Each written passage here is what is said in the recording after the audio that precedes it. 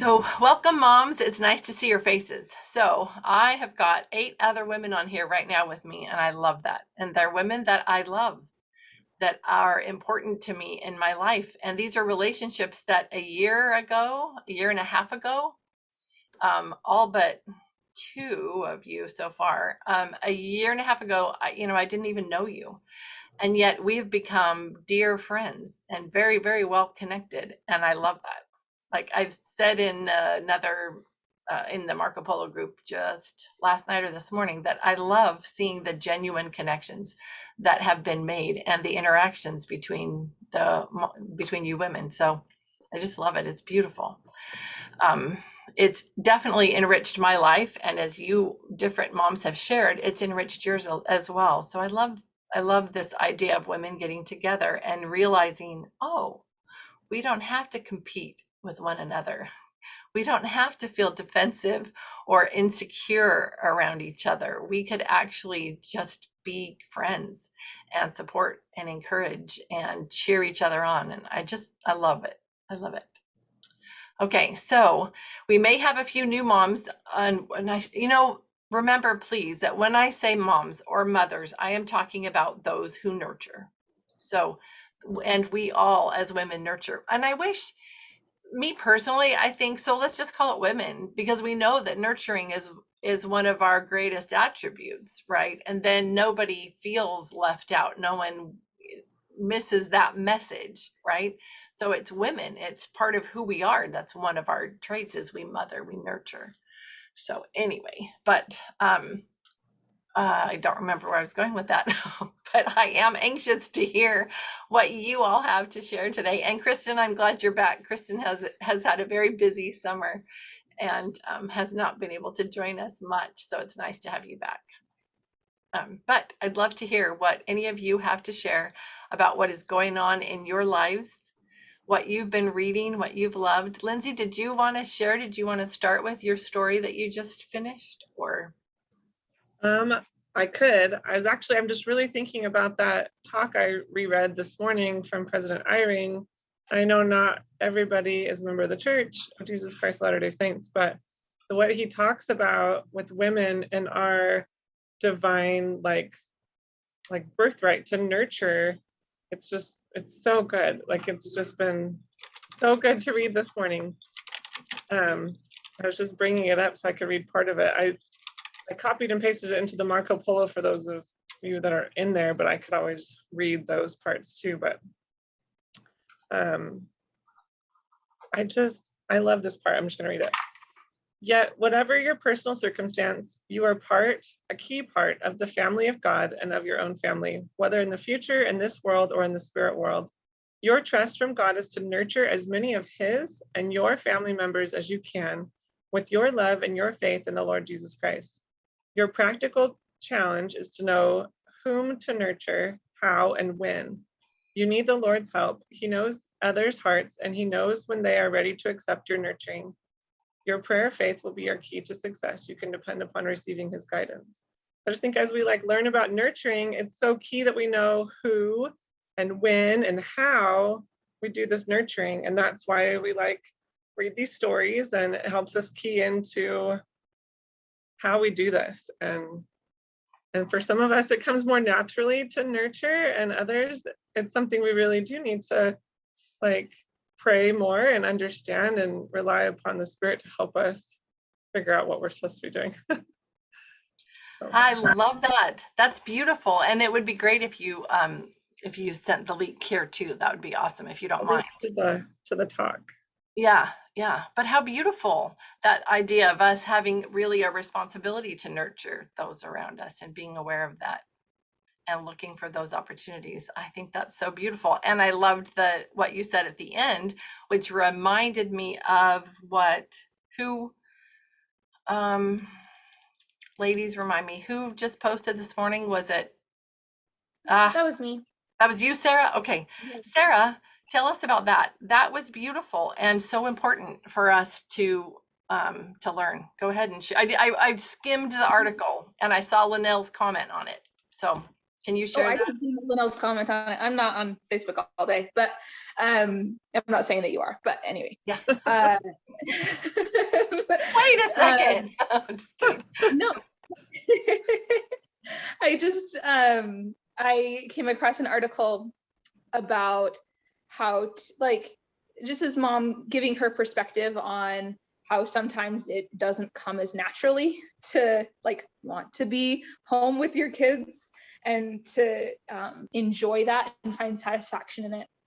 And that just like really resonated with me because I am that way. Like growing up, I was always told that like you're an innate nurturer and motherhood is part of your identity and all of that. And I totally believed that, and I still do. But then when I had my kiddo and I was home all the time, it was really difficult to find satisfaction in that because I had learned other ways of finding satisfaction in my life because I didn't have kids before that. So like my lifestyle had grown to reflect seeking satisfaction in ways other than raising kids in the home. And it totally makes sense that we do that. Like there's nothing wrong with that. But it just kind of made the transition really difficult that I went straight from like no kids in my life. Well, I had some kids because I worked at an elementary school, but like it's very different when you're home all day, every day. So anyway, this article just talked about like turning to the Lord and helping or letting him help expand your capacity and shift your focus and letting it be a refining time of your own heart. Because I mean, we're nurturing our kids, but Heavenly Father is nurturing us and he wants us to grow the way we want, like in the long term. And so, yeah, anyway, he knows what's best. And that's why he sent us kids. That's why he sent us the kids that we have or don't have. I'm not sure if everybody on here is a mom right now, but yeah, it was just a really cool article. So I'm on my phone right now, so it'll be difficult for me to post it, but it's on the Facebook Yeah. group. Right. No. I just put the title of it right there, but it is in our Facebook group, the Teach Our Own Hearts group. And Amber will, or Amber Lynn, do you go by Amber Lynn? I go by Amber Lynn. Yeah. Amber Lynn. Okay. So Amber Lynn, we'll send you a welcome if you'd like to join that, that group. We'll do that too. But, and then you'll have access to these things that some of these other Okay, things that thank we're you. mentioning. Yeah. Yeah. So, but it's nice to have you here. Thanks for reaching out. Perfect. Thank you. But I loved that. So 3 Thanks. ways to I might have to pop out and then. You what? I'm sorry. Go ahead.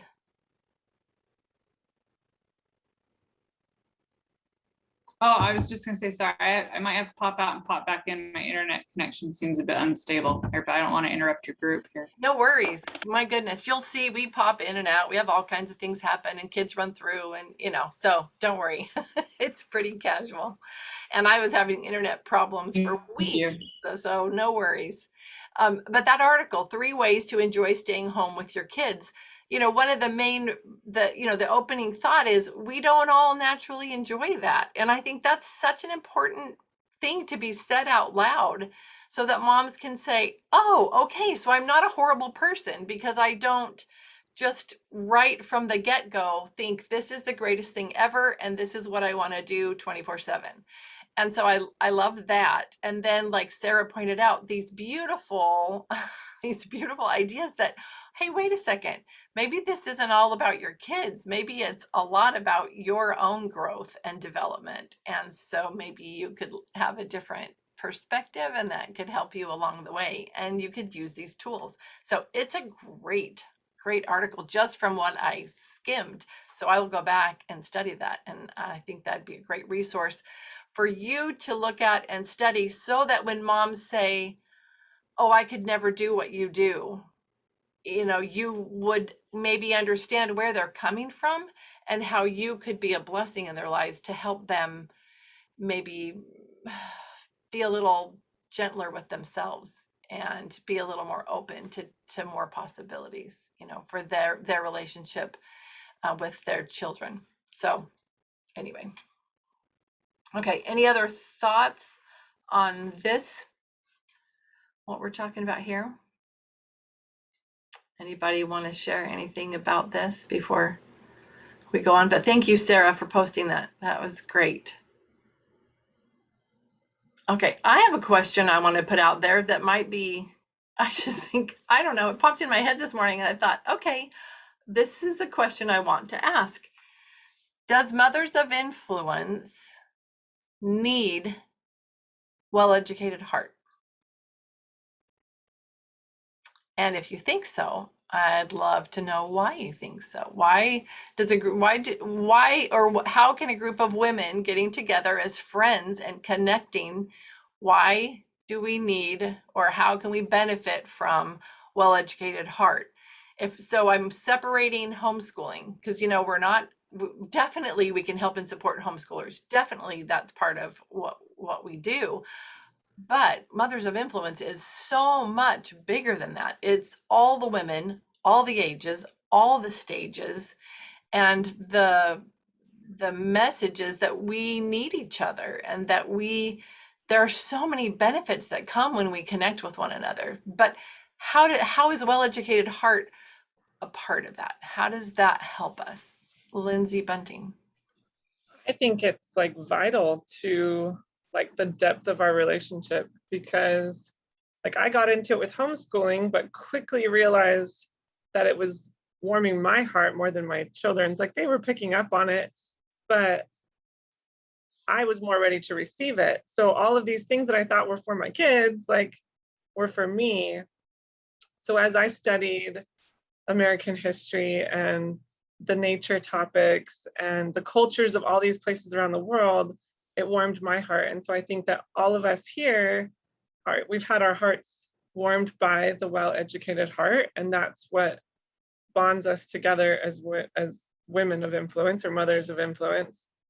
And I think like we are, like that's our relationship is founded on our love of learning and love of things that are beautiful, and that includes poetry, art, nature, music, and stories, which is the basis of the well-educated heart. So I think you really, in my opinion, you can't have one without the other. Okay, thank you. I appreciate that input. Sarah? Could you clarify? I'm still not quite clear on where the line is between Well-Educated Heart, Mothers of Influence, and then all of the other resources that are on various sites like the My America Storybook and all of that. So could you clarify just a minute so I understand your question better? Yeah. Well, See, Sarah just answered your question. There is all this. Yes. Okay, first off, one of the reasons I'm asking all the questions I've been asking in the Marco Polo group is I don't know where the line is.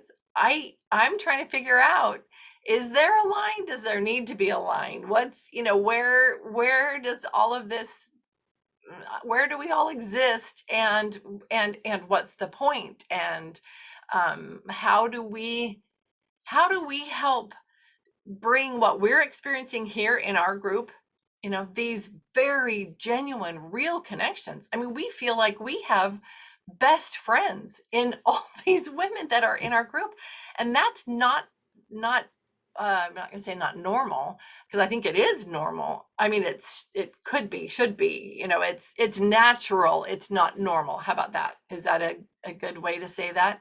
It's very, very natural, but we've kind of forgotten and gotten away from that. And so it's not normal within society today, you know?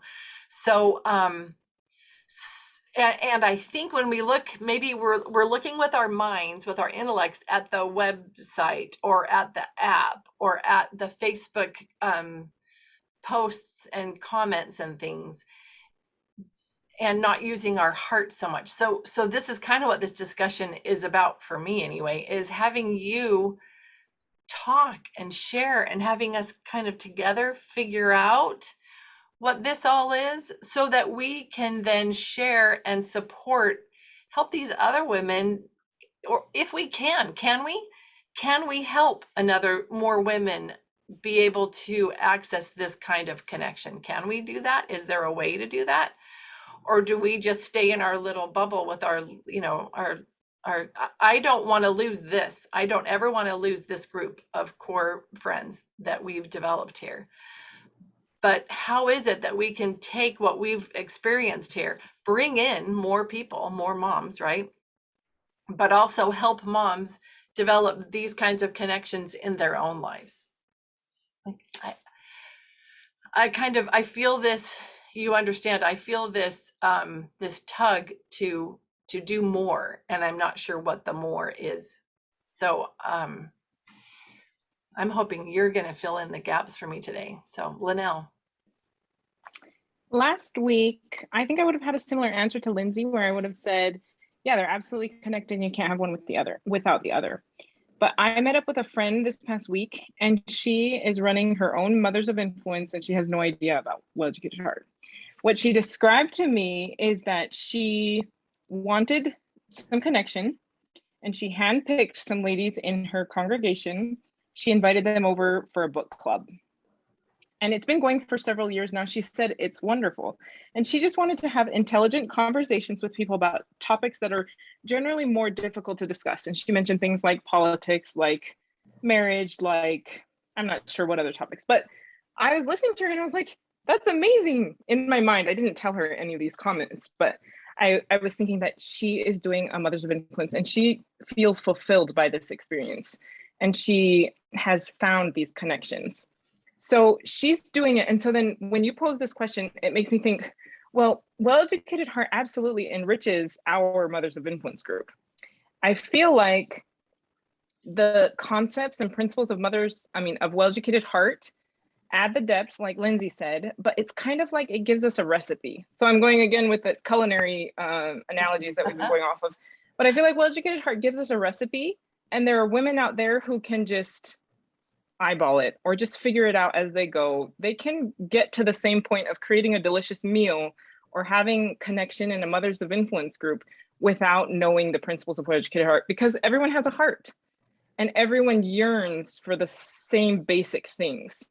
What Marlene has done is she has provided us with a place for lots of really rich resources and ingredients that we have access to. So I feel like it is possible, and if people can connect with Well Educated Heart, they'll have maybe a deeper understanding or an easier time connecting, but people can do it without it.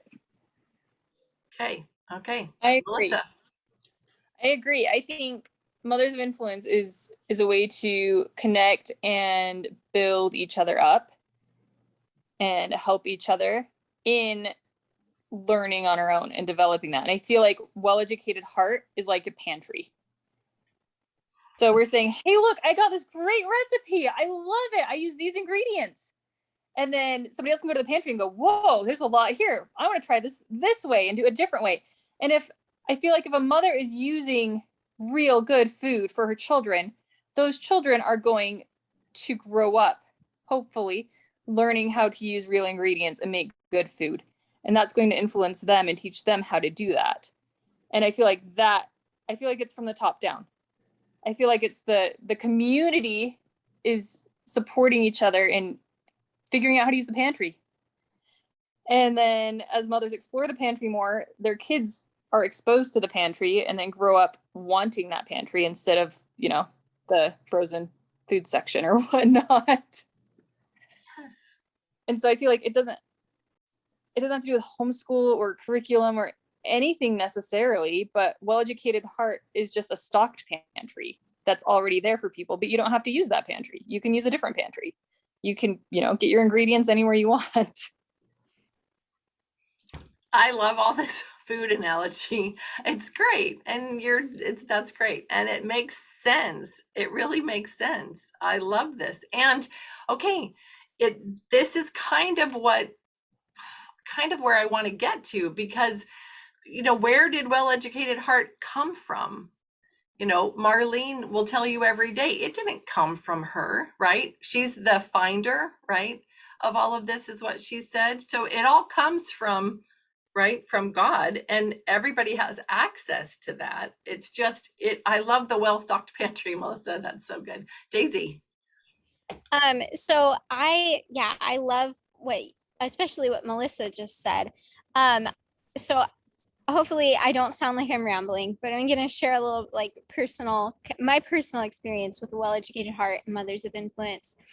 So when I was 18, I was introduced to the well-educated heart, and I went to the website and I was like, this is pretty cool.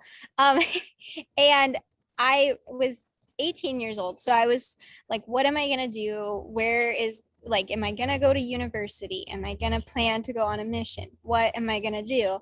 And I found the Mother's University on the Well-Educated Heart, and I thought, well, this is neat. So I started to seriously explore that, and my learning just like exploded. And I was like, this is what I want. And it might be different, and I might get some flack for it, but this is what I want to do with my life. And so anyways, I felt, because I came into it as a young woman, unmarried, and I'm still unmarried and I don't have children, I've always felt like Mothers of Influence is almost like the main group, and that the Well-Educated Heart is more like the outgrowth from Mothers of Influence. And so I've tried to shift it in my mind that what I'm doing now is supplemented by all the things on Well-Educated Heart, the library, and all the audios and things. Because I think if we become learners ourselves, the natural progression of that is that we'll become teachers for our own children, or for other children, or for other people, other mothers. And so kind of my thought is that they are super connected, because you need both. But that Mothers of Influence, for me, I've tried to make that the center point in my own growth, my own development. Okay. I love this. This is so good. All these different ideas and thoughts surrounding all this. And I want to go back to Lindsay's starting thing too, because everything that's been said so far is true, even though some of them are a little bit different, right? But they're all true. And what Lindsay said reminds me of a point that was made in a discussion I was having with Marley and Jen, the ladies who founded the Mothers of Influence, as a tool for gathering women. We were kind of talking around some things, and some of you were involved because I was talking to you about it first. But it's important also, this idea that, okay, women who aren't ready to connect, or don't understand how to connect, or they're just so different things. Some of them is that they're in their head still, but that's not all of it. But they're not, I don't want to even say that as a negative, because I don't even mean it as a negative, but from the different places that women are at, different places that we're coming from. If you come across Well-Educated Heart as a homeschooling tool, and that's all that you know it as, which happened for several of you, that is a path that leads you to Mothers of Influence, and that's not a bad thing. And for a lot of people, that is our easiest path into it. And so, because some of the conversation, we were kind of trying to find a way around that, and that's another integral part of Well-Educated Heart / Mothers of Influence, is the homeschooling aspect of it. Because as the mother starts changing the way that she homeschools, maybe, or moms with kids in public school or private school, but they want to use some of the resources from Well-Educated Heart to supplement, they think they're supplementing their children's education. But if they keep at it, as time goes on, they discover the things that Lindsay discovered, or Linnell, or maybe Emily, in that it started to work in them. So I like that we're exploring it from all these different angles, and I don't want to stop that. Okay, Emily. I feel like part of this is that Marlene's trying to change the world and make the world a kinder, more loving, soft-hearted place. And the way to do that is one person at a time. And that is what it is mainly. She's just reaching out in a broad way to the one, like, here it is, take it if you feel like you can, and take what you need. Like, there were parts of Well Educated Heart that on her website that were easy for me, and there were other parts that I didn't understand. And so I started with the parts that were easy, and then I haven't got to the parts I don't understand yet. I'm still new enough, but eventually I feel like I'll get more. But as that happens, my heart changes. Because my heart changes, my family's hearts will change, because that's my sphere of immediate influence. And then it grows out. Like, I will have an interaction at the grocery store, and I don't know what's going to happen there, but I'm kinder. I'm noticing more. The way I talk, the things I think about, those things change, and that just spreads outward. And so I feel like this is just a mode to change the world. As grand and huge as that sounds, that's kind of how I feel. And at the very smallest, it has changed my world. The way I see the world, the way I interact with the world I create in my home for my children, it has changed. And hopefully it will change my children and go on and on from there. That is beautiful. I love that, Emily. Thank you for sharing that. And I do believe that that is a huge part of, that's what Marlene sees, is that it can do that. Yes, Lindsay, I love that that comes up all the time. And Lindsay and I say this to each other all the time, but by small and simple things. It's just, that is how it's done. That is how it's done. That as you keep asking this question of like, how do we reach more and more women? It is going to be by small and simple things. It's not going to be this grand, big, elaborate plan, because that's never how it works. Right. It'll be small things. It'll be, somebody new, like Amberlynn coming to our group today, and us modeling a Mothers of Influence group, and then her spreading that. And like we've talked about, we're slowly spreading the joy to those in our little circle of influence. And it's just small and simple things. Right. As I told you, as we discussed, okay, what can we do on the Facebook page, and I don't know if I should say this out loud, but Marlene and I were both saying how we kind of resent Facebook even being part of our lives. And I keep hoping that there's a path away from Facebook, and that it doesn't have to be there, that we, and like you said, Lindsay, I don't think that any great thing is going to come from going, okay, everyone, this is what we have, and this is what we do, and I just, it's the adding one, even like today, adding Amberlynn, and I hope you don't mind, we keep referring to you, but it's such a beautiful thing to bring one more mom in, to add another mom and make another friend and make that connection and share these things with another woman. And Amberlynn, you don't know, but Sarah, well, first, Emily was newish to our group. She came on in July, came on strong. Sarah came in, I don't remember, you came in after that, Sarah, but I don't remember when. But that's just, a month or so.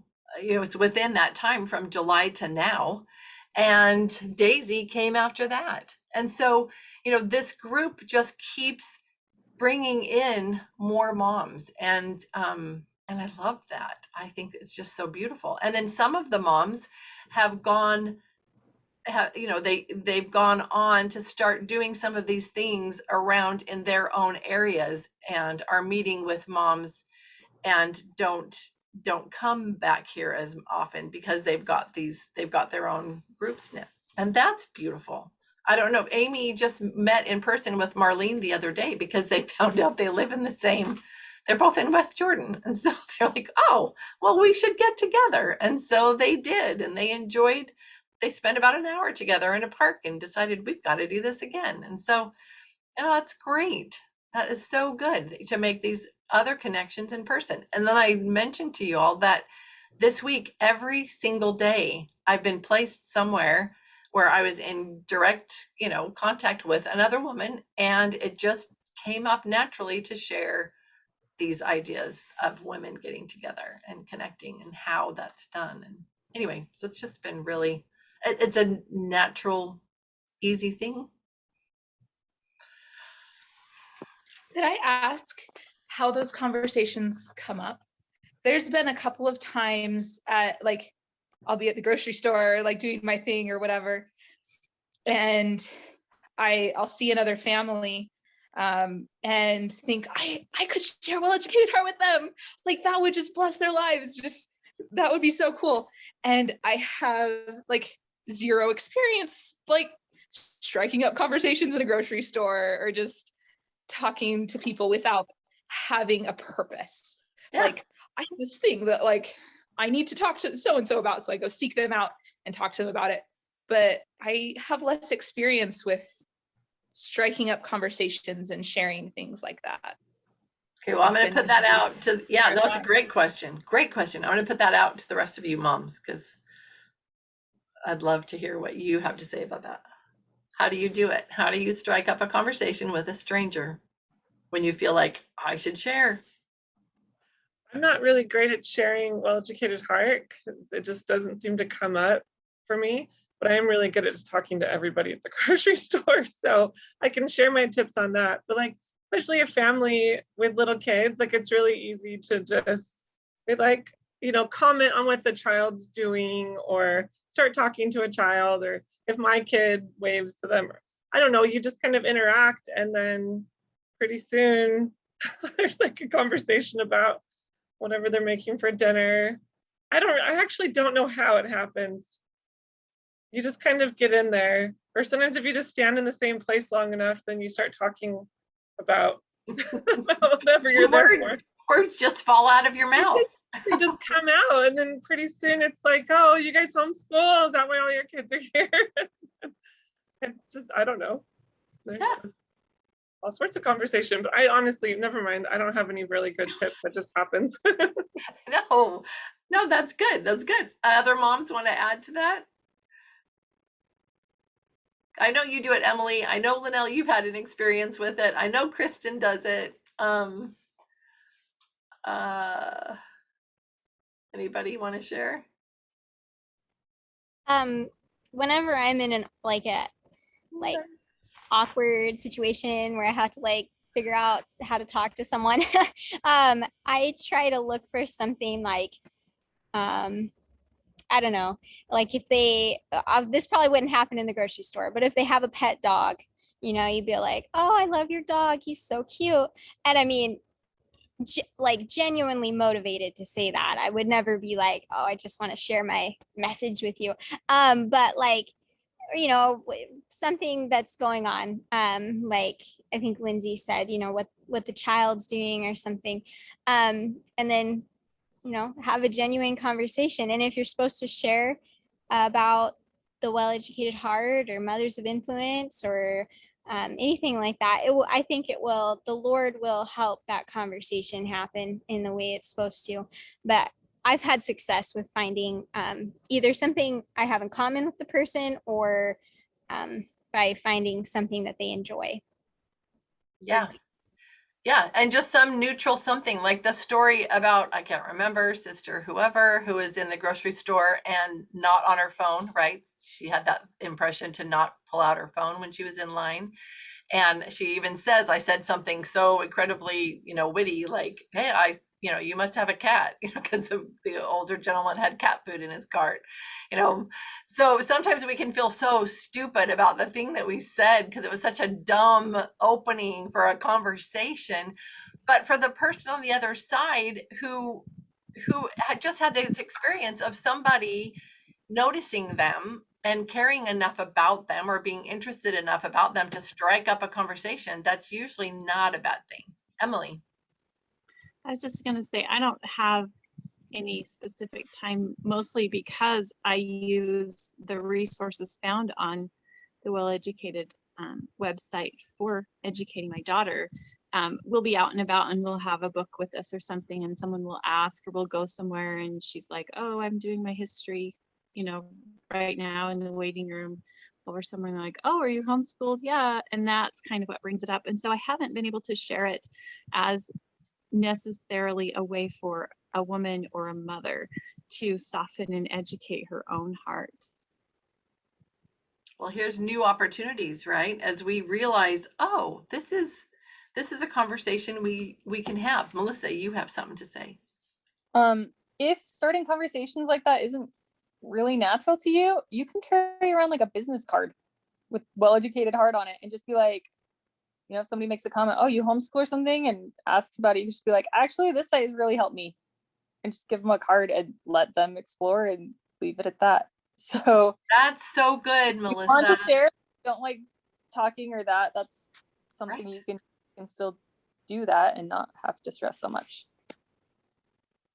That's so good. I love it. Lindsay, were you going to say something? I was just typing in the chat. I'm like, they're like mothers of influence pass along cards. Yeah. I really like that idea. Hey, we have a group of moms, we get together and, you know, whatever, and just some information about that, or just the whatever we end up putting out there for moms to be able to connect with, even just the website for Mothers of Influence. Because it might be that a mom's had a little, you know, just kind of that little fluttering inside and thought, oh, I wish that there was something like this, you know, that would be so nice for me or whatever. And just the fact that there's a vehicle that like, hey, this is important. Women should get together and do this. It might help them gain a little bit of confidence in their own little promptings that they're receiving inside. You know, this idea that, oh, we need this, I miss this, or I want this. Emily. I think that, and we've talked about this before, but women want to get together and socialize, and we miss that old, you know, doing laundry together, and how that's just so, I don't know, for me, it's novel. When I traveled to Guatemala, I was so excited to see certain things about their culture, and one of them was where they would gather together and wash. When my husband served down there a really long time ago, he talked about the women washing the clothes for the LDS missionaries, and the sinks and sometimes I didn't even have a sink. It was at the creek and stuff like that. And so I wanted to see that. I wanted to see what that was like. It was kind of going back in time, because in the United States, we haven't done things like that for so long. And I was only able to see it once because they have changed. When my husband was there, there was a civil war going on, and now the country has been prospering. And so they don't have these city squares with the washing going on anymore, where you've got the baby getting a bath right next to the grandmother doing laundry for her house, next to the mother nursing the baby, and the toddlers playing in the mud splash and all of that. But we crave that as women, and I've found that through my conversations in my town here in Idaho, there are young mothers and women who are trying to adjust to being a mom and raising their children and having that support. And I think there's people looking for that community, but we seem to need a reason. We can't just say, I need a community. We have to have a craft or a something. And I think this Well Educated Heart is something that can be used as a reason to gather, so that we can then get those benefits of having community. I really like that perspective, Emily. I really like that observation, I should say. That's really significant. And I think there are some women out there who are desperate for that community.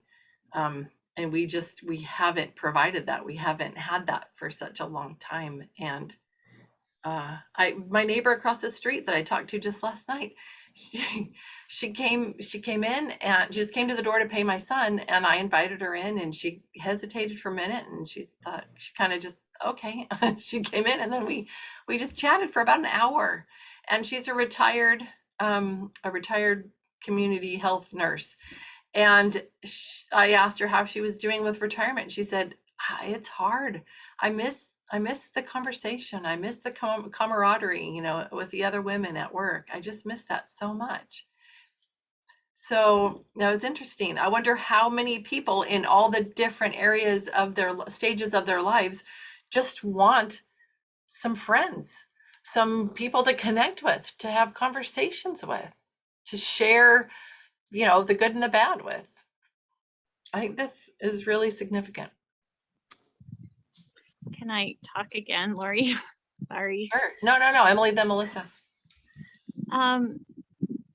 I think it's that real connection that we're craving, because, and that's my concern with like Facebook and Instagram, is if we rely on those things to spread this idea of mothers gathering and learning together and softening their hearts, then we're not having a connection. And what helps most is to have a connection. I was for a long time trying to do this by myself, and I made some progress, but since July, it's been exponential progress because of all of you ladies and your input. And so I think we need to be careful and make sure that there's real connection happening when we invite someone and when we share with someone. Yeah, I worry about that online. I said, yes, I want to help you. And but then I think, but what do you do? Because when I go and I try to get people excited and come on and come and talk and come in, I don't feel like I feel when I'm here talking with you. So, Melissa. I think it was Linnell on the Polo group yesterday or the day before that asked a question that I don't think we talked much about, but it was, do we need to keep it as a small group? Can we keep it as a small group, or do we need to like include everybody and invite everybody? And that's something I've been thinking about, because I moved to a small town when my oldest was born, and it's a very, very isolated small town. And so everyone from here has family here, big, extended, 4-generation families. And we had a discussion at a congregation meeting about how we struggled to interact with people.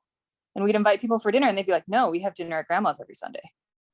And I'd be like, oh, okay, can't take a Sunday off, okay. And they absolutely wouldn't. We've had multiple people turn us down for dinner invitations because no, on Sunday we have dinner with so-and-so, and that's what we do. And so we've had a hard time reaching out and making friends. And we made that comment and people looked around like they'd never even thought about that. Like, we need to make more friends. Why would we need more friends? Like, all of our friends and family are here. And so it's been a struggle to find a tight knit group of close friends, because, I'll meet somebody and be like, oh, I really like them, let's be friends. And they're like, I have 8 siblings. My husband has 10 siblings and 16 of them live here in town. And so every single day they're doing stuff with family or, just different things like that. And so I just decided I was going to welcome everyone at church when we'd go to, a congregation. And so I just started welcoming people, but there's new people every week. So I never got to get close with anybody because I was always welcoming whoever was new. And I was like, I'm not sure how to get past this in this specific congregation and area. And I was talking to somebody in leadership, in the women's leadership in our congregation. And one day we had a meeting and she goes, you're going to be the greeter. You're always the greeter. You just greet everyone. And I was like, wait, what? It's kind of your job. Like, that's not my job. But I realized I gave off this impression as like the greeter, but I'm not close with anybody because everyone just sees me as the greeter. And so I'm kind of curious about this thought that Linnell had. Does it have to be close knit? Can we just have, 10 close friends, 4 close friends, 10 close friends? Does it have to be everybody? And And I told my husband, I was like, I feel closer to some of the women in this group than people I've known for 7, 8, 9, 10 years Mhm. that I see at least once a week, because there's a connection there. And so I'm trying to figure out that balance in my life right now. And I'm not sure how to make it progress. So I have that same question, Linnell. Yeah, Lindsay. I've changed my answer too. I said, well, no, we need little pockets, like little small groups. But as Melissa was talking, I thought I used to feel, and I think that's important, like that, like this. But look how many people, it keeps growing. And I learn more from each person who comes in. And I can't imagine not being friends with them before. But before I thought, well, no, I don't need any more friends. And I think that all the time. I have enough siblings and friends. I don't need any more. I don't need to make new friends. And now I can't imagine having not made new friends. So I think the more friends, the better. We learn from everybody. I've learned so much from just Daisy in the short amount of time I've known her, and Rachel and Sarah, and like every one of you on here. I need to say all your names now, but yeah, so I don't know. I like this thought. This is making me think about things differently as far as friends go and widening our circle. I don't know. I'm curious what everyone else has to say.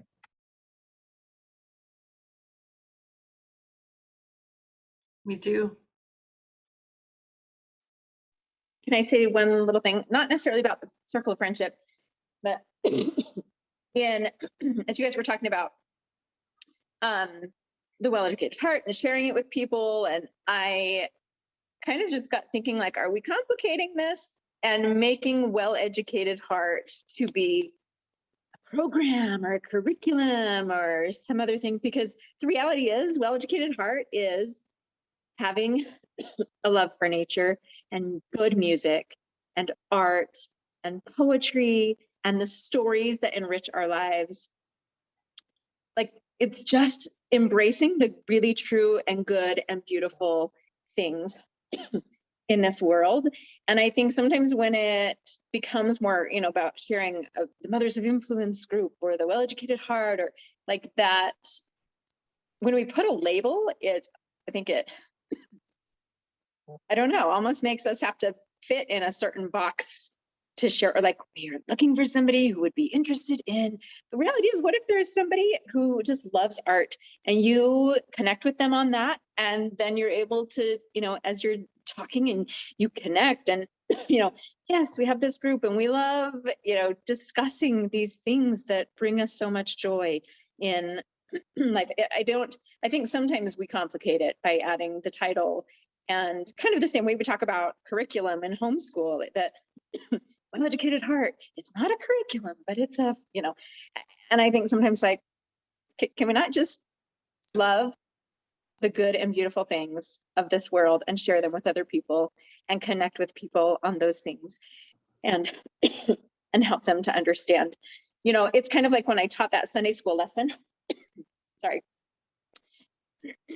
several weeks ago, and I had shared on our Marco Polo group about how I took pictures. I taught a youth Sunday school, and I took pictures for the kids to look at and find what was different about each one and what they noticed. And, I never went in and said, well, this is something I've learned to do with Well-Educated Heart. It was just, let's study this art. You know what I mean? And they loved it. And it was so amazing to me how well they received it.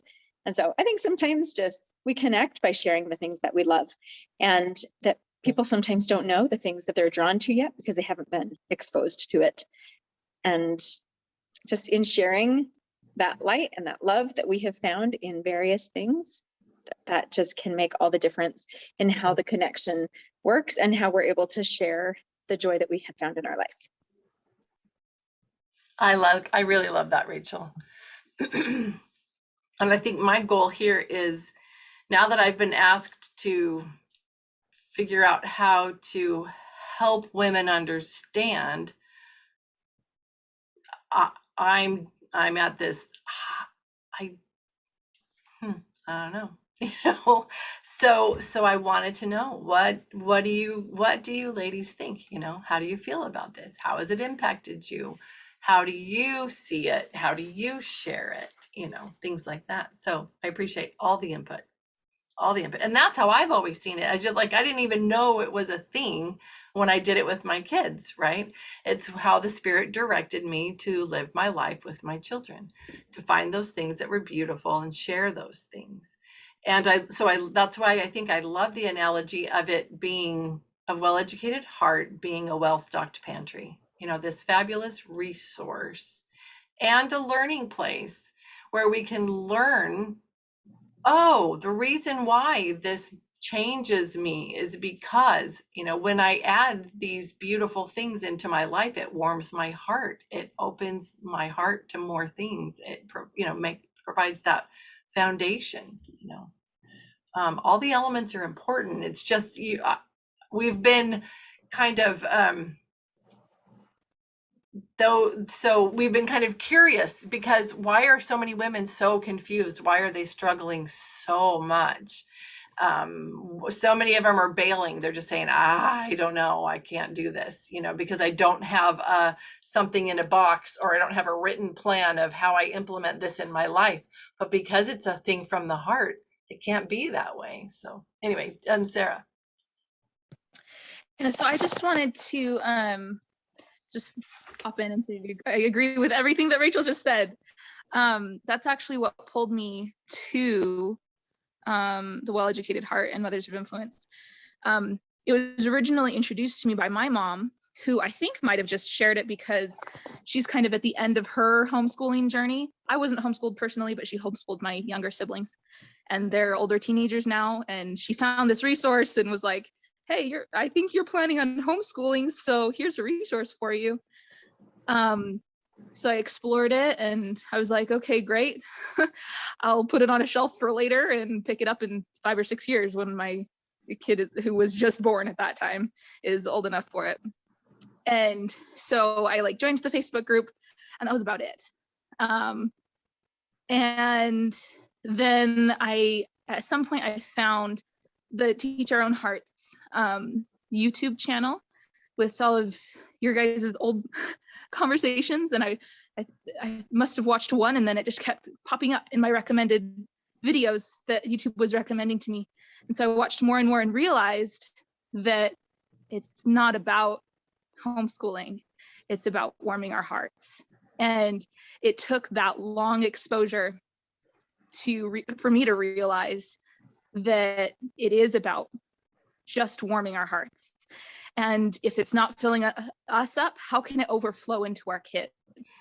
And so I finally, I think I posted in the group, I finally put together a notebook. I haven't written anything in the notebooks yet, but next time I have a chance to read one of the podcast or listen to one of the podcasts or whatever, I'm excited to fill some pages in that. And it's a slow process, but I guess what I'm saying is it took that long exposure for me to realize that it was about the hearts and not about the resources.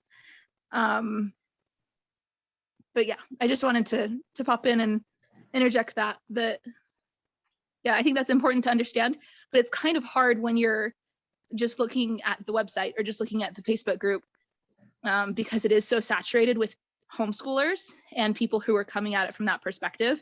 And when you're not a homeschooler or not homeschooler yet, and you're not coming at it from that perspective, it kind of just, I don't know, at least for me, it got put on the shelf, and I didn't really pay a whole lot of attention to it until I started catching on and catching the vision.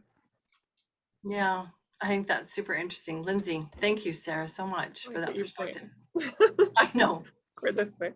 The word accelerate just keeps coming back to my head. I feel like that's where Mothers of Influence is helpful. Like, it helps us accelerate our learning and accelerate our heart education, and that we have this well-stocked pantry, but some of us have never seen these ingredients before. We're like, what do we do with this? I've never cooked with this before. I have no idea what I'm doing, but some of you have. And so you're like, oh, here's what you do with that. I can show you. And so that's how we all come together. We've all used some of these things differently. We all have different recipes, and we can share how we use this pantry and explain to each other what these things are and how they can help our hearts or help our bodies like food would. And I just think that accelerate word just keeps coming to mind like this, because I've been following Well Educated Heart for, I can't even remember how many years, at least 4. And like in the last 6 months, like what I learned in those first 4 years, like was super accelerated. Like it just took me so long to really get it. And even the way Marlene like introduced it, she didn't introduce the Catch the Vision course until after I'd heard about like that came out later, and Mothers of Influence came out later. So it kind of rolled out that way too for me. But this acceleration from the Mothers of Influence that's what's been so beneficial for me. Yeah, I think that's so great. So great. I'm frantically taking notes from everything this is my 3rd page so far from everything that you guys are saying. And I love that. Some have never seen these ingredients, so it's like if you're cooking food from another culture, which I think, for Marlene, this has got to be a little bit hard. Like, I don't get discouraged if people throw in the towel. I don't, because I know that it takes some people multiple times of coming to the table before they get it. It did for me. It did for me because years ago, Kristen came and told me about it. Years ago, Lindsay told me about it. And, fortunately, my kids got a lot of that, but I didn't use the resources, but, it took me multiple times. We've all had our own journey, and to get to this point where, I'm starting to see now, I'm starting to get it.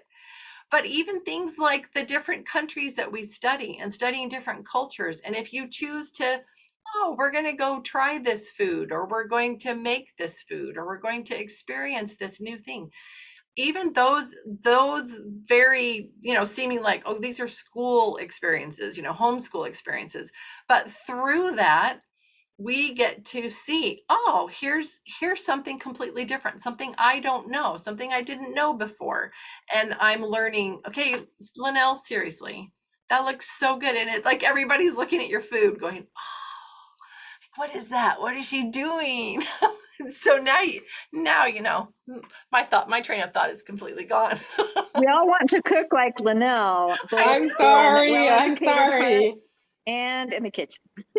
No, don't make it go away. I'm just showing you. Here you go. Come and join me. Come to my home and have some with me. Yum, breadsticks. Yeah. Oh, yum. That looks so good. I love that we get invited into your kitchen all the time. But anyway, all these different things that she puts out there are because each one of us, we're so different, and we're going to finally get it, from all these, completely different directions. And so Heavenly Father's just gone here. And poor Marlene has been flooded with all these things. And some people are kind of like, why so many books? Like, stop with the books already. Like, I don't even know where to start. But it's kind of this, look at the world. Look at the world. Look how many different varieties of trees there are. How many trees did we need to have on this earth, really? How many do we need? How many different types of flowers do we have to have? Like, if you were to look at it that way. And yet, oh my goodness, the variety is absolutely incredible. The different kinds of animals. Seriously, there's an ocean. It's huge. You can have big fish, medium fish, little fish, really tiny fish. You really only have to have 4. But that's not how it is. There's just thousands and thousands of them. And what if we were saying, stop it. Why do we have to have so many flowers? I'm tired of this. I don't even know where to start. Like, which one's going to be my favorite? I don't even know. That's too many choices. I just can't do it. I don't know. Maybe we kind of look at it like that. It's just, there's so many ways to get to that warm heart. Come in. You're fine. Rachel. Okay, sorry. This, I was thinking about reading and I thought about something that when you were talking about reading, I thought about something I read in the book. I hope it's okay to share this. Yes. We had been talking because I got another set of my Libraries of Hope books, and my kids were like, another set, because I have a little problem. And it's like, well, yes, like I just want really good books. And at one point somebody had mentioned the Good and the Beautiful book list. And so I was like, okay, go through and I'm going to go through the list and take all the books out that aren't good or beautiful. And we're going to just have a beautiful library of, great resources. And I looked through her list and I was like, well, I disagree with this. I disagree with this. I disagree. Like there were just several that I was like, And then I ultimately thought that sometimes the things that you read aren't necessarily going to be good or beautiful, but they're going to be things that teach you and impact you. And I kept thinking like, well, what is a good way? What is the way that I really want to weed out some of the things we have and the books that we choose and what we really choose to spend our time in. And in the Mothers of Influence this month, I found this part about reading and I was like, yes, this is exactly like what I want to put on my bookshelf, a little like framed little note that says, a good test of our reading is, does it bring us more in sympathy with the word and mind and will of God?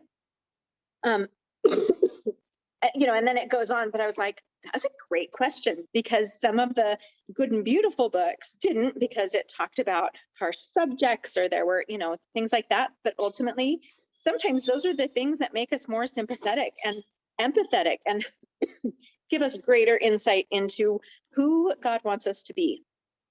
And so I loved that question in that book, that page 123. How about that? Page 123. So I just loved that. And I was like, that is a great question, because I feel like I can go through all the books and say, does this book enrich my life and enhance it and help it to put it in line with the word and the will of God? And if not, if it's, fluff and a bunch of stuff that doesn't make me have any, or my kids have any desire to do better or be better, we may not have room for it. And then I'll have more room to buy more books. Right? Yes. Yes. Oh, absolutely. I love that. Thank you so much for sharing that. That's great. It's such a great little book. I love it. Okay. More thoughts. And actually, I would really, Lindsay, you got that right. 123, because she said the page number again. Okay. Or she said the page number. I would love to hear, not to make you uncomfortable at all, Amberlynn, but I would love to hear your, just whatever is on your heart, as because of being here, or is this helpful to you? What do you think or feel about this? I know it's totally 100% putting you on the spot. Sorry. Okay, no worries. Actually, I have a Mothers of Influence group with my mother and sisters, and I was part of one in our community before COVID hit. And I've been toying with trying to get one started in my neighborhood, because I do feel like it's something that needs to be spread. And especially right now, this is what the world needs. They need good to be spread and hearts to be warmed. And that's the only way that we're going to be able to fix anything, if it's to be fixed. So I was feeling a little frustration with my family group. And I just thought, I want to see how the other groups run and see what maybe we could do to fix things. Because we've had really good times, like for our art. It was really fun. We got together and we discussed stuff, and then we did the little acrylic paintings together. We put up the thing, and so we try to do that every once in a while. Most of the time we have Zoom calls because we're far apart. But I don't know. I was thinking about what you said. You don't throw in the towel, or you don't get upset when people don't grasp it right off. So I thought, okay, maybe I just need to step back and hope maybe a seed is planted, and at some point that they will decide that maybe they want it. Because I have people that show up and they listen, but there's no interest in participating. They haven't done any reading at all whatsoever. So it's kind of half and half. So I guess maybe I just need to look at the positive that there are some people that are taking something from it and some that just maybe aren't ready for it. But that's kind of where I'm coming from. And I'm trying to get up the courage to invite neighbors to do a group, because I think there are some around. I love the idea of having older women in different phases of life be mentoring to younger women. And as you were talking a little bit about sharing things, I was thinking a little bit like how I have a beautiful garden and I have neighbors that stop by quite often to ask me about it. And I feel like that's with our lives with this mother of influence too, that as we perfect and not that we'll be necessarily perfect, but as we warm our own hearts, that's something that can shine and radiate to others, and they'll want to know what we have. I do have other mothers that I've been starting to lend books out to and share with them, because they've come to me and they ask, you know, what can I do? Can you help me? I see you're doing this and this and this. So I wanted to hear from some other women about how you guys have done it and see if I can't work on how I present it a little bit more, because I feel like there are people out there interested, especially when they see your own light. They want to know what you have and how to get it.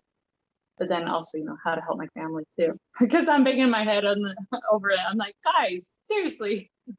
But anyway, so that's kind of where I'm from. Somebody asked where I live. I'm in Smithfield, Utah. So. Great. Awesome. I love that. Thank you so much for sharing. You know, it's interesting how a person just shows up in your life and they're there, and if you don't stop and you don't make the effort, you don't take the time to ask them a little bit about themselves, you don't get all that richness. Because don't you ladies feel like, oh, okay, I'm getting to know Amber Lynn. Oh, this is neat. Just these different things that she shared with us. I think, oh, okay, there are little connections made, things you might have in common, or things that you say, yes, oh, I understand. I feel like that, or I've had that kind of an experience. And that's so, so important. So good. Okay, I'm just realizing that I've gone over time. That's 100% my fault. But because I know Linnell, we love to hear Linnell's summaries, and Linnell's got little people that she needs to get back to. There's so much here, ladies. There's so much good here. I just absolutely love it. I love that we have this theme that's come up so much through this whole thing about us warming our hearts and that radiating outward, like Amber Lynn just shared, but all the ways that impacts people around us. There's so much more I want to do, but we'll have to wait till next Friday. But let's go ahead and go to Linnell, and we'll do our wrap up, our summary. Thanks so much, Linnell. I just want to share a poem to wrap up. And it's a poem that was shared on the main Facebook page a while ago. Some of you may have read it, but I think it goes along really well with our discussion and some points that we've made. And it's given me a lot to think about. So you can take what you will from it and ponder it. And I will switch this around so you can read along if you'd like. And I'm just going to read it now. It's called I Confess. I stalked her in the grocery store, her crown of snowy braids held in place by a great silver clip, her erect bearing radiating tenderness, the way she placed yogurt and avocados in her basket, beaming peace like the North Star. I wanted to ask, what aisle did you find your serenity in? Do you know how to be married for 50 years or how to live alone? Excuse me for interrupting, but you seem to possess some knowledge that makes the earth burn and turn on its axis. But we don't request such things from strangers nowadays. So I said, I love your hair.